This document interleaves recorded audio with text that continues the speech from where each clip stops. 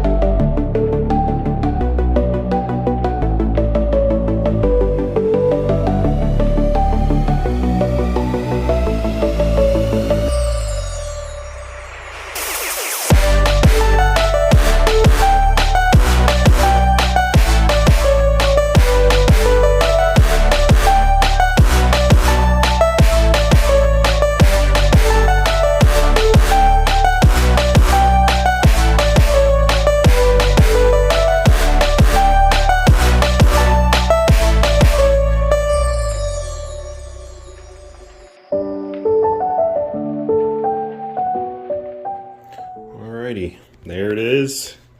I still got to do obviously the outside stuff, but the structure's built.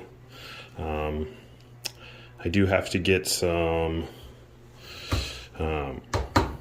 plywood for the top, and then I'm gonna level it out, put the self-leveling mat on that came with it, and I will be doing the plumbing. But that's it right there for the 80 so far this week. I was able to get the wood, get it all cut, and now I just got to get some plywood to be able to do the top, the inside, And I have some Luan and stuff for the outside, so I don't need to do any plywood on that. Luan, just a really thin plywood, but like for finishing and stuff. But that's it. So as you guys know, I'm not very good with recording the progress on much of the stuff. I've been trying to be much better about it, but got the plywood on. This top part is all secure. Pulled the 20-gallon long out of the garage. It's going to be the sump. I need to get some glass cut for that. Might talk with a buddy of mine. He's got a 3D printer. We'll see. I gotta try and make like an area for my filter floss, but cut the bottom as well. Not secured in yet, just because I need to like sand it a little bit on the edges, and then under here I need to put a piece of wood. There's no wood there to secure it to right now, so it's kind of just like flaps over, but there it is. A little update on the 80. Plumbing this weekend. I need to get the 80 itself on top, leveled, and then I can get like a rough estimate of how much PVC I need. So yeah, there we go. Okay, so I'm going to do my best to explain this. All right, so the water would overflow. I'm going to have two pipes that come in here, and they're going to go right here. Two 1-inch PVC pipes. I want them to go down, and then I want the water to come up and flow over to here. So I want this section to essentially have a square spot here, the water to come up, go over it, and then lay on something. Well, actually it'll be like this. It'll be on something that's like that, right? So I can put filter material on top of it, pre-cut filter material.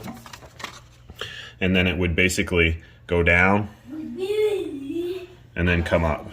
Mind you, I don't need you to do all this stuff. I would just need that piece.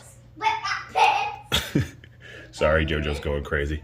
I'd need just that flat piece, and then that would be it.